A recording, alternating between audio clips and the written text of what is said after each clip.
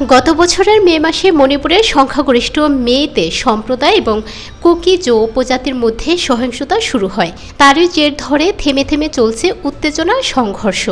দীর্ঘদিনের চলমান সহিংসতায় এবারই প্রথমবারের মতো ড্রোন ও রকেট ব্যবহার করে হামলা চালানো হয়েছে।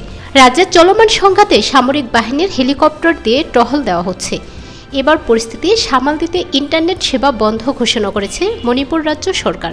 ঘৃণামূলক বক্তব্য প্রচারের মাধ্যম হিসেবে সোশ্যাল মিডিয়া ব্যবহার করে সহিংসতাকে আরও উস্কে দেওয়ার শঙ্কায় 5 দিনের জন্য ইন্টারনেট পরিষেবা বন্ধ করা হয়েছে। সরকার বলছে, দেশবিরোধী ও অসামাজিক কার্যক্রমের নকশা ও তৎপরতাকে নস্যাৎ করতে এবং শান্তি ও সাম্প্রদায়িক সম্প্রীতি বজায় রাখতে এবং সরকারি বেসরকারি সম্পত্তির কোনো প্রকার ক্ষয়ক্ষতি রোধ করতে আইন শৃঙ্খলা রক্ষায় পর্যাপ্ত ব্যবস্থা গ্রহণ করা জরুরি হয়ে পড়েছে। তাই হোয়াটসঅ্যাপ, ফেসবুক, ইনস্টাগ্রাম, টুইটার ইত্যাদির মতো বিভিন্ন সোশ্যাল মিডিয়া প্ল্যাটফর্মের মাধ্যমে ভুল তথ্য এবং মিথ্যা গুজব ছড়ানো বন্ধ করতে জনস্বার্থে ইন্টারনেট বন্ধের আদেশ দেওয়া হয়।